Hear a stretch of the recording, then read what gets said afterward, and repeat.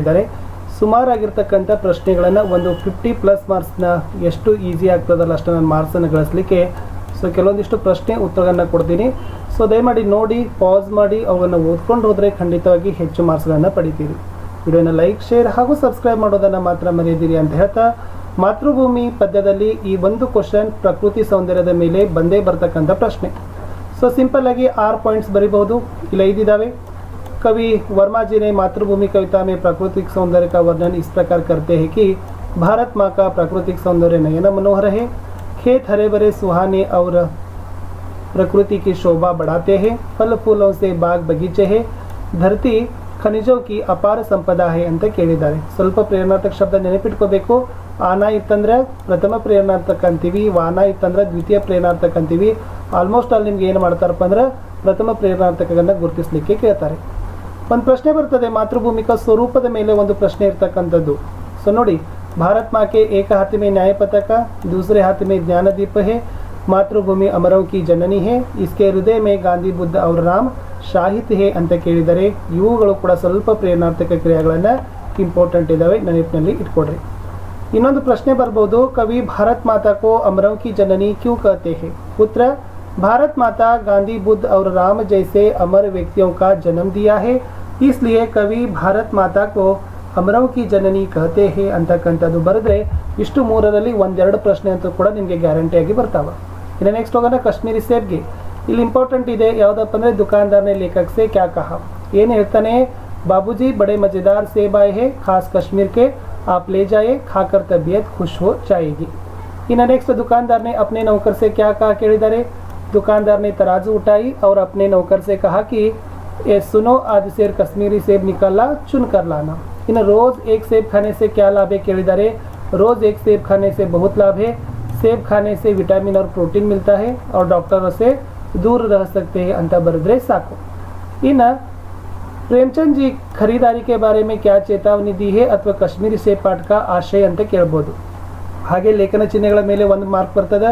ಇದು ಅಲ್ಪ ವಿರಾಮ, ಇದು ಅರ್ಧ ವಿರಾಮ, ಪೂರ್ಣ ವಿರಾಮ, ಪ್ರಶ್ನವಾಚಕ, ಭಾವಸೂಚಕ, ಯೋಜಕ, ಉದ್ಧರಣ. ಇಲ್ಲಿ ಕಾಶ್ಮೀರಿ ಸೇಬ್ ಪಾಠದ ಆಶಯವನ್ನು ನೋಡೋದರೆ, अगर खरीदारी करते समय सावधानी नहीं बरते तो धोखा खाने की संभावना होती ಅಂತ ಬರೆದ್ರೆ ಸಾಕು. ಸೇಮ್ ಕ್ವಶನ್ ಇದು ಕೂಡ ಇದೇ ತರನಾಗಿ ಕೇಳ್ತಾರೆ. ಇನ್ನು ಸೇಬ್ की हालत ಬರ್ಬೋದು. ಏನಿದೆ, ಎಸ್ लेखक प्रेमचंद नाश्ता करने के लिए एब से निकाला तो वह 1 रुपये के आकार का छिलका गल गया था, दूसरा सेब आधा सड़ा हुआ था, तीसरा सेब एक तरफ दबकर बिल्कुल पिचक गया था, चौथा सेब काटा तो भीतर जैसे काला सुराख था, अक्सर बेरों में होता है, एक सेब भी खाने लायक नहीं ಅಂತ ಬರೀಬೇಕು. ಯಾವ ಥರದ ಪ್ರಶ್ನೆಗಳನ್ನು ಕೇಳ್ತಾರೆ ಅನ್ನೋದನ್ನು ಈ ಕಡೆ ಇದೆ, ಅದನ್ನು ಸಹಿತ ನೋಡಿ. ಇನ್ನು ನೆಕ್ಸ್ಟ್ ಗಿಲ್ಲು ಪಾಠ से क्या सीख मिलती है? ವೆರಿ ಸಿಂಪಲ್, ಸ್ನೇಹ ಭಾವ, ಪ್ರಾಣಿ ದಯಾ, पशु पक्षियों के स्वभाव और जीवन शैली ಅಂತಕ್ಕಂಥ 2 ಪಾಯಿಂಟ್ಸ್ ಬರೆದ್ರು ಸಾಕು. इन्हें लेखिका ने गिल्लू के प्राण कैसे बचाई? महादेव वर्मा जी ने घायल हुए गिल्लू को हौले से उठाकर अपने कमरे में लाई, रुई से रक्त पोंछकर घावों पर पेंसिलिन का मरहम लगाई, उसके मुंह में पानी टपकाकर गिल्लू की जान बचाई ಅಂತ ಇತ್ತು. इन्हें लेखिका का ध्यान आकर्षित करने के लिए गिल्लू क्या क्या करता था प्रश्न ही देख ನೋಡಿ. गिल्लू उनके पैर तक आकर सर से पर्दे पर चढ़ जाता था और फिर उसी तेजी से उतरता था. उसका यह क्रम, दौड़ने का क्रम तब तक चलता जब तक लेखिका उसे पकड़ने के लिए न उठती. ಇನ್ನು ಲಿಂಗಗಳಿದ್ದಾವೆ, ನೆನಪಿಟ್ಕೋಬೇಕು. ಫಸ್ಟ್ ಲೈನ್ದಲ್ಲಿ ಇರ್ತಕ್ಕಂಥದ್ದು ಪುಲ್ಲಿಂಗ ಇದ್ದಾವೆ, ಸೆಕೆಂಡ್ ಲೈನ್ದಲ್ಲಿ ಇರ್ತಕ್ಕಂಥದ್ದು ಸ್ತ್ರೀಲಿಂಗ ಇದ್ದಾವೆ. ಇಲ್ಲಿಂದಲೂ ಕೂಡ 1 ಮಾರ್ಕ್ ನಿಮಗೆ ಬಂದೇ ಬರ್ತದೆ. ಇನ್ನು वर्मा जी को चौंकाने के लिए गिल्लू का आकार छिप जाता था, फूलदानों के फूलों में, पर्दे की चिन्हट में, सोनजूही की पत्तियों में ಅನ್ನೋದು ಆನ್ಸರ್. इन्हें गिल्लू ने महादेव वर्मा जी की अस्वस्थता में उनका ख्याल कैसे रखा? ನೋಡಿ, वर्मा जी के प्रति अपनी सहानुभूति प्रकट करते हुए गिल्लू लेखिका की अस्वस्थता में उनके तकिए के सिरहाने बैठकर अपने नन्हे पंजों से उनके सिर और बाल सहलाता रहता था ಅಂತಕ್ಕಂಥ ಬರೆದ್ರು ಕೂಡ ಸಾಕು. ಇನ್ನು ಗಿಲ್ಲುಕೆ ಕಾರ್ಯಕಲಾಪ ಮೋಸ್ಟ್ ಇಂಪಾರ್ಟೆಂಟ್ ಆಗಿರ್ತಕ್ಕಂಥ ಪ್ರಶ್ನೆ. ಭಾಳ ಸಲ ಕೇಳಿದರೆ 3-4 ಮಾರ್ಕ್ಸಿಗೆ ಇವುಗಳನ್ನು ಬಂದೇ ಬರ್ತಕ್ಕಂಥ ಪ್ರಶ್ನೆ. ನೋಡಿ, गिल्लू उनके पैर तक आकर सर से पर्दे पर चढ़ जाता था बरीबेको, फूलदानों के फूलों में, कभी पर्दे की चुन्नट में, सोनजूही की पत्तियों में छिप जाता था. अमेले दिन भर बाहरी गिलहरियों के साथ उछलता कूदता और ठीक 4 बजे घर आकर अपने झूले में झूलने लगता था. लेखिका की थाली के पास बैठकर बड़ी सफाई से खाना खाता था ಅಂತಕ್ಕಂಥದ್ದು ಬರೀಬೇಕು. लेखिका लिखते समय लिफाफे में बैठकर ಲೇಖಿಕಾಕ ಕಾರ್ಯಕಲಾಪ ದೇಖಾ ಕರ್ತಾತ ಅನ್ನೋದನ್ನು ಕೂಡ ಬರಿಬೋದು. ಇನ್ನು ಮುಂದಿನ ಪ್ರಶ್ನೆ, लेखिका की गैरहाजिरी में गिल्लू ने दिन कैसे बिताई. ನೋಡಿ, अवा गिल्लू अपना प्रिय खाद्य काजू कम खाता था. कमरे का दरवाज़ा खुलता ही वह अपने झूले से उतरकर दौड़ता था और किसी अन्य व्यक्ति देखने पर उदास होकर अपने घोंसले में जाकर बैठता था ಅಂತ ಬರೆದ್ರೆ ಸಾಕು. ಇನ್ನು ಲೇಖಿका के प्रति गिल्लू अपनी भावना कैसे प्रकट करता था ಅಂತ ಇದೆ. लेखिका जब अस्पताल में थी तब गिल्लू उदास रहता था, अपना प्रिय खाद्य काजू कम खाता था. लेखिका की अस्वस्थता में उनके तकिए के सिरहाने बैठकर अपने नन्हे पंजों से उनके सिर और बाल सहलाता रहता था. इस प्रकार गिल्लू लेखिका के प्रति अपनी भावना प्रकट करता था ಅಂತ ಇತ್ತು. ಎಲ್ಲ ಪುಲ್ಲಿಂಗ ಸ್ತ್ರೀಲಿಂಗ ಶಬ್ದ ಇದಾವ, ಅವುಗಳನ್ನು ನೋಡ್ಕೊಡ್ರಿ. ಇನ್ನು गिल्लू के प्रति महादेव वर्मा जी की ममता. ನೋಡಿ, महादेवी वर्मा घायल गिल्लू को हौले से उठाकर अपने कमरे में लाई.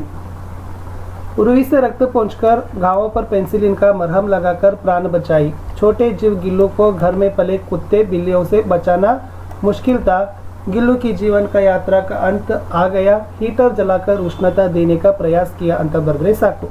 ಇನ್ನು लेखिका ने गिल्लू को क्या क्या सिखाया. ನೋಡಿ, थाली के पास बैठना सिखाया, एक एक चावल खाना सिखाया, ಆಮೇಲೆ लंबे लिफाफे में बैठकर कार्यकलाप देखना सिखाया ಅಂತ ಇದ್ರೆ ಸಾಕು. इन गिल्लू के अंतिम दिन वेरी इजी. गिलहरियों के जीवन की अवधि 2 वर्ष से अधिक नहीं होती. गिल्लू की जीवन यात्रा का अंत आ गया. दिन भर उसने न कुछ खाया न बाहर गया. पंजे टोंडे हो रहे थे. लेखिका हीटर जलाकर उसे उष्णता देने का प्रयत्न किया, परंतु प्रभात की प्रथम किरण के साथ ही वह चिर निद्रा में सो गया.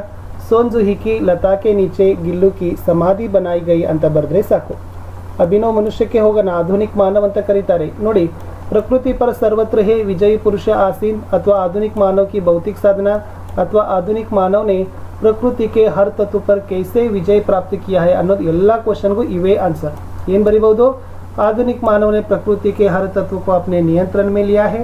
उसने जल, विद्युत, भाप, वायु पर अपना नियंत्रण बना है. वह नदी, पर्वत, सागर एक समान लांघ सकता है. उसका यान आकाश में जा रहा है. परमाणु प्रयोग भी कर रहा है. बौद्धिक क्षमता असीमित है. प्रकृति की हर तत्व को विकृति कर दिया है ಅಂತ ಬರೆದ್ರೆ ಸಾಕು. ಇನ್ನು दिनकर जी के अनुसार मानव का सही परिचय अथवा ಈ ಅಭಿನವ ಮನುಷ್ಯ के कविता के आधार पर सही परिचय ಏನು ಅಂತ ಕೇಳಿದ್ದಾರೆ ಮನುಷ್ಯಂದು. ಏನು? आज मनुष्य ने प्रकृति के विजय प्राप्त कर लिया है, ओके, लेकिन स्वयं को नहीं पहचाना, भाईचारा को भी नहीं समझाया. जो मानव के बीच स्नेह बांधकर आपस की दूरी को मिटाता है वही मानव कहलाने का अधिकारी है.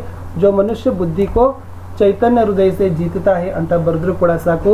ಇವೆಲ್ಲ ಏಕವಚನ ಬಹುವಚನಗಳಿದ್ದಾವೆ, ಇವುಗಳನ್ನು ಸಹಿತ ಕೂಡ ನೋಡ್ಕೊಡ್ರಿ. ಯಾವ ಶಬ್ದ ಏಕವಚನ, ಯಾವುದರ ಬಹುವಚನ, ಅದರಲ್ಲಿ ಯಾವುದು ಏಕವಚನ ಯಾವುದು ಬಹುವಚನ ಅದು ಕೂಡ ಗೊತ್ತಿರಬೇಕು. ಇನ್ನು ಅಭಿನವ ಮನುಷ್ಯ ಕವಿತಾದು ಆಶಯ ಕೇಳ್ತಾರೆ, ಅದು ವೆರಿ ಸಿಂಪಲ್ ಅದ. मानव के बीच स्नेह का बांधना, ಆಮೇಲೆ मानव दूसरे मानव से प्रेम का रिश्ता जोड़ना, मानवीयता भाईचारा का भाव समझाना ಅಂತಕ್ಕಂಥದ್ದು ಕೂಡ ಬರಿಬೋದು. इन्हें मेरा बचपन के होगा ना सही. फर्स्ट क्वेश्चन बरोदे. यस, कलाम का बचपन बड़ी निश्चिंतता और सादगी में बीतने के कारण, अथवा अब्दुल कलाम जी बचपन के बारे में आप क्या जानते थे ಅಂತಕ್ಕಂಥನ್ನು ಕೂಡ ಕೇಳಬಹುದು. कलाम जी का बचपन बड़ी निश्चिंतता और सादगी में बीता. उनके पिता अनावश्यक और ऐशो आराम वाली चीज़ों से दूर रहते थे. इन्हें नेक्स्ट बरीतಕ್ಕಂಥದ್ದು, परंतु घर पर सभी आवश्यक चीज़ें समुचित मात्रा में सरलता से उपलब्ध थी, इसलिए उनका बचपन बड़ी निश्चिंतता और सादगी में बीता ಅಂತ ಬರೆದ್ರೆ ಸಾಕು. ಇನ್ನು ಜೈನುಲ್ ಆಬ್ದೀನ್ नमाज की प्रासंगिकता के बारे में प्रश्न ಇದೆ. ಅದರಲ್ಲಿ ಹೇಳ್ತಾರೆ, जब तुम नमाज पढ़ते हो तो तुम अपने शरीर से इतर ब्रह्मांड का एक हिस्सा बन जाते हो, जिसमें दौलत, आयु, जाति, धर्म, पंथ का कोई भेदभाव नहीं होता.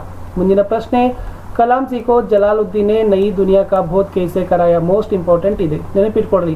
वैज्ञानिक खोज, समकालीन साहित्य, चिकित्सा विज्ञान उपलब्धियों के बारे में समझाया. ಇನ್ನು ಜಲಾಲುದ್ದೀನ್ ಕಲಾಂ को किन किन विषयों के बारे में बताते ಅಂತ ಕೇಳಿದ್ದಾರೆ. ಅದೇ ಇದೆ, ವೈಜ್ಞಾನಿಕ ಖೋಜ, ಸಮಕಾಲೀನ ಸಾಹಿತ್ಯ, ಚಿಕಿತ್ಸಾ ವಿಜ್ಞಾನ, ಇವುಗಳ ಬಗ್ಗೆ ಆತ ಏನು ಮಾಡ್ತಿದ್ದಪ್ಪ ಅಂದರೆ ಹೇಳ್ತಿದ್ದ. ಇನ್ನು ಈ ಜೈನುಲ್ ಆಬ್ದೀನ್ ವ್ಯಕ್ತಿತ್ವದ ಬಗ್ಗೆಗೂ ಕೂಡ ಪ್ರಶ್ನೆ ಬರ್ತದೆ. ಸೊ ಇಲ್ಲಿ ಭಾಳ ಪಾಯಿಂಟ್ಸ್ ಇದಾವೆ. ಜೈನುಲ್ ಆಬ್ದೀನ್ कलाम के पिता और बुद्धिमान और उदारता की सच्ची भावना, परिश्रम और आडंबरहीन व्यक्ति, ऐशो वाली आराम वाली चीज़ों से दूर रहते थे. इन आशय अम्मा कलाम को खाने में लिए क्या क्या देती थी ಅಂತ ಕೇಳಿದ್ದಾರೆ. यस, रसोई घर में केले के पत्ते पर चावल, सुगंधित स्वादिष्ट सांबार, घर से बना अचार, नारियल की ताजी चटनी. ಇನ್ನು ಜೈನುಲಾಬ್ದೀನ್ कौन सा काम शुरू किया ಅದನ್ನು ಕೂಡ ನೋಡ್ಕೊಡ್ರಿ. ಇನ್ನು ಮುಹಾವರೆಗಳು ಒಂದು ಯಾವುದಾದ್ರೂ ಬರ್ಬೋದು, ಇಲ್ಲಾದರೆ ಇಲ್ಲ, ಬಟ್ ಅದು ಕೂಡ ನಿಮಗೆ ನಾಲೆಜ್ ಇರಲಿ. ಇನ್ನು ಶಂಸುದ್ದೀನ್ अखबारों का वितरण का कार्य, रामेश्वरम में अखबारों के एकमात्र वितरक थे ಅಂತ ಬರಿಬೋದು. अखबार रामेश्वरम स्टेशन पर सुबह की ट्रेन से पहुंचती थी. अखबार एजेंसी अकेले ही चलाते थे. रामेश्वरम में अखबारों की जुमला 1000 प्रतियां बिकती थी ಅಂತ ಬರೆದ್ರೆ ಸಾಕಿತ್ತು. ಇನ್ನು ಈ ಬಸಂತ್ ಕಿ ಸಚ್ಚಾಯಿ ಪಾಠದಲ್ಲಿ ಎರಡು ಪ್ರಶ್ನೆ ಬರ್ತದೆ. ಒಂದು ಬಸಂತನ ಬಗ್ಗೆ, ಇನ್ನೊಂದು ಪಂಡಿತ್ ರಾಜ್ಕಿಶೋರ್ ಅವರ ಬಗ್ಗೆ. ಸೊ ಬಸಂತ್ ಇಮಾನ್ದಾರ್ ಲಡ್ಕ, ಬಸಂತನ ಗುಣ, ಸ್ವಾಭಿಮಾನ್, ಇಮಾನ್ದಾರಿ ಅಥವಾ ಕ್ಯಾ ಜಾನ್ತೆ ಅಂದಾಗ ಇಷ್ಟು 6 ಪಾಯಿಂಟ್ಸ್ಗಳನ್ನ ಬರೀರಿ. बसंत मेहनती, स्वाभिमानी, गरीब, अनाथ, ईमानदार लड़का, परिश्रम के मदद में मिले धन को वह भीख समझता था, बिना परिश्रम, पंडित राजकिशोर से दया को भीख लेने के लिए इनकार किया ಅಂತಕ್ಕಂಥ ಪಾಯಿಂಟ್ಸ್ಗಳನ್ನ ಬರೀಬೇಕು. ಇನ್ನು ಪಂಡಿತ್ ರಾಜ್ಕಿಶೋರ್ ಅವರ ಬಗ್ಗೆ ಪ್ರಶ್ನೆಗಳು ಬಂದಾಗ ಇಷ್ಟು ಪಾಯಿಂಟ್ಸ್ಗಳನ್ನ ನೀವು ಬರೀರಿ. ಅವರು मजदूरों के नेता थे, कंगालों के प्रति हमदर्दी दिखाते थे, बसंत की दशा परिश्रम ईमानदारी से प्रसन्न हुए ಅಂತಕ್ಕಂಥ ಬರೀಬೇಕು. और बसंत की मदद करते हैं, डॉक्टर को बुलवाते हैं, इलाज करवाते हैं. ಸೊ पंडित राजकिशोर ಅವರ ಬಗ್ಗೆ ಬಂದಾಗ ಈ ಪ್ರಶ್ನೆ ಬರೀರಿ. ಇನ್ನು प्रताप राजकिशोर के घर क्यों आया ಅಂತ ಇದೆ. ಸೊ पंडित राजकिशोर के पैसे लौटाने ಅಂತಕ್ಕಂಥದ್ದು 14.5 ಆನೆ ಅಂತಕ್ಕಂಥದ್ದು ಇದರಲ್ಲಿದೆ. ಸ್ವಲ್ಪ ಕ್ಲೀನಾಗಿ ನೋಡಿಕೊಂಡು ಬರೀರಿ. ಇನ್ನು ದೋಹಾಗಳಲ್ಲಿ ನೋಡೋದಾದರೆ ಇಲ್ಲಿ ವಿಲೋಮ ಶಬ್ದಗಳಿದ್ದಾವೆ. ಪ್ರತಿಯೊಂದು ವಿಲೋಮ ಶಬ್ದಗಳನ್ನು ನೋಡ್ಕೊಂಡಿರಿ. ಈ ದೋಹಾಗಳಲ್ಲಿ ಏನಿದಾವಪ್ಪ ಅಂದ್ರೆ ನಿಮಗೆ ದೋಹಾಗಳನ್ನು ಪೂರ್ಣ ಮಾಡಲಿಕ್ಕೂ ಕೂಡ ಕೇಳ್ಬೋದು, ಅಥವಾ ಇನ್ ಕೇಸ್ ನಿಮಗೆ ದೋಹಾಗಳದ್ದು ಕಂಪಲ್ಸರಿಯಾಗಿ ಏನು ಕೇಳ್ತಾರಪ್ಪ ಅಂದ್ರೆ ಭಾವಾರ್ಥಗಳನ್ನ ಕೇಳ್ತಾರೆ. ಪದ್ಯಗಳನ್ನು ಪೂರ್ಣ ಮಾಡಲಿಕ್ಕೆ ಮಾತೃಭೂಮಿ ಪದ್ಯನೂ ಕೂಡ ಒಂದಿದೆ, ಒಂದು ಅಭಿನವ್ ಮನುಷ್ಯ ಇದೆ. ಅಲ್ಲಿನೂ ಕೂಡ ನೀವೇನು ಮಾಡ್ಬೋದು, ಯಾವ ಪ್ಯಾರಾಗ್ರಾಫ್ಗಳನ್ನು ಪಾಠದ ಹಿಂದೆ ಹಚ್ಚಿದಾರಲ್ಲ ಅದನ್ನು ಖಂಡಿತವಾಗಿ ಬಹೈಟ್ ಮಾಡಲೇಬೇಕು, ಬರೀಲೇಬೇಕು. ಇಲ್ಲಿ ಸಿಂಪಲ್ ಆಗಿರ್ತಕ್ಕಂಥ ದೋಹಾಗಳನ್ನು ಕೊಟ್ಟಿದ್ದೀವಿ. ಫಸ್ಟ್ ಮುಖ್ಯ ಮುಕ್ಸೋ ಚಾಹಿಯೆ, ಖಾನಪಾನ ಕೋಯಿಕ, ಪಾಲೈ ಪೋಸೈ ಸಕಲ ಅಂಗ ತುಳಸಿ ಸಹಿತವಿಕ. ಸಿಂಪಲ್ ಆಗಿರ್ತಕ್ಕಂಥ ಒಂದು ಭಾವಾರ್ಥಗಳನ್ನು ಬರಿಬೋದು. ಫಸ್ಟ್ ಬೇಕಾದರೆ ಶಬ್ದಾರ್ಥ ಬರಿಬೋದು, ಆಯ್ಕೆ ಬರಿಬೋದು, ಆಮೇಲೆ ಭಾವಾರ್ಥಗಳನ್ನು ಬರಿಬೋದು. ಇನ್ನು ನೆಕ್ಸ್ಟ್ ಜಡಚೇತನ ಗುಣ ದೋಷಮಯ ವಿಶ್ವಕೀನ ಕರತಾರ, ಸಂತ ಹಂಸ ಗುಣ ಗಹಯಿ ಪಯ ಪರಿಹರಿವಾರಿ ವಿಕಾರ, ದಯಾ ಧರ್ಮ ಕಾ ಮೂಲ ಹೇ ಪಾಪ ಮೂಲ ಅಭಿಮಾನ, ತುಳಸಿ ದಯಾನ ಛಾಡಿಯೇ ಜಬಲಗ ಘಟಮೆ ಪ್ರಾಣ ಅಂತಕ್ಕಂಥದ್ದು ಇಂಪಾರ್ಟೆಂಟ್.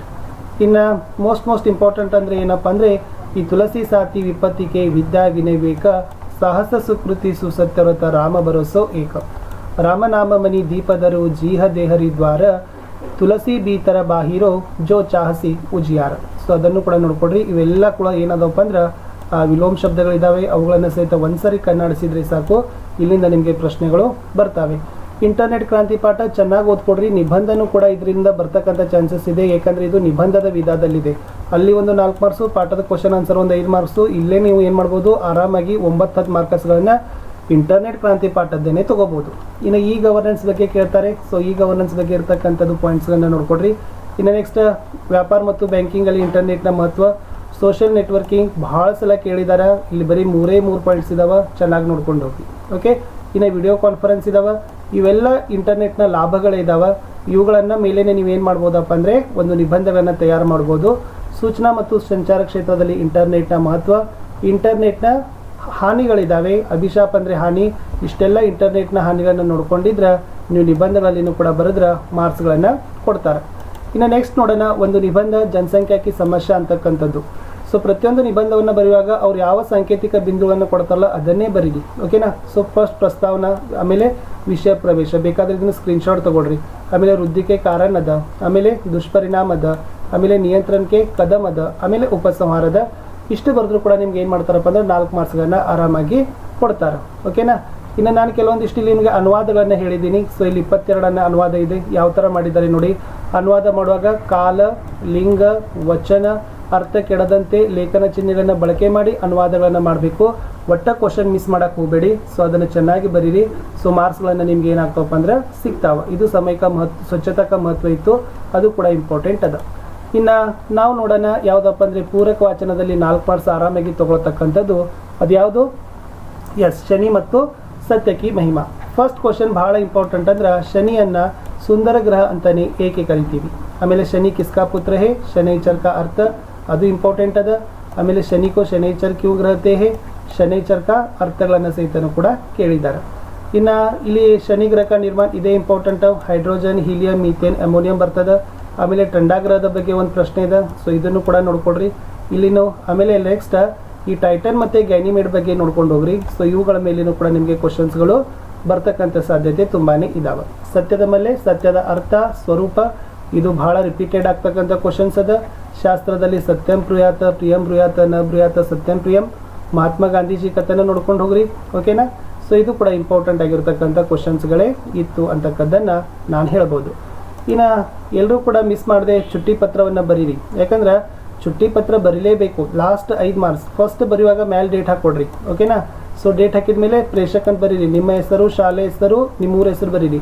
ಸೇವಾಮಿ ಅಲ್ಲಿ ಕಕ್ಷಾಧ್ಯಾಪಕ ಅಂದರೆ ಕಕ್ಷಾಧ್ಯಾಪಕ ಕೊಡ್ರಿ, ಪ್ರಧಾನಾಧ್ಯಾಪಕ ಇದ್ರೆ ಪ್ರಧಾನಾಧ್ಯಾಪಕ ಬರೀರಿ, ಶಾಲೆ ಹೆಸರು, ಊರು, ಆದರಣೀಯ ಮಹೋದಯ ಬರೀಬೇಕು, ವಿಷಯ ಬರೀಬೇಕು ಕಂಪಲ್ಸರಿ. ಆಮೇಲೆ ಪತ್ರದಲ್ಲಿರ್ತಕ್ಕಂಥ ಮುಖ್ಯ ಭಾಗ ಲಾಸ್ಟ್ ಧನ್ಯವಾದ ಸಹಿತ ಆಪ್ಕಾ ಆಜ್ಞಾಕಾರಿ ಛಾತ್ರ ಅಂದ್ರೆ ಹುಡುಗ, ಛಾತ್ರ ಅಂದ್ರೆ ಹುಡುಗಿ, ಇಷ್ಟು ಬರೆದ್ರೆ ನೀವು ಪತ್ರ ಏನಾಗ್ತದಪ್ಪ ಅಂದ್ರೆ ಕಂಪ್ಲೀಟ್ ಆಗ್ತದೆ. ಇಷ್ಟು SSLC ಹಿಂದಿಯಲ್ಲಿ ನಾನು ಏನು ಮಾಡಿದ್ದೀನಿ ನಿಮಗೆ ಕ್ವಶನ್ಸ್ಗಳನ್ನು ಕೊಟ್ಟಿದ್ದೀನಿ. ತುಂಬ ಮೋಸ್ಟ್ ಇಂಪಾರ್ಟೆಂಟ್ ಆಗಿರ್ತಕ್ಕಂಥ ಪ್ರಶ್ನೆಗಳೇ ಇತ್ತು. ಸೊ ಖಂಡಿತವಾಗಿ ಈ ಪ್ರಶ್ನೆಗಳು ನಿಮ್ಮ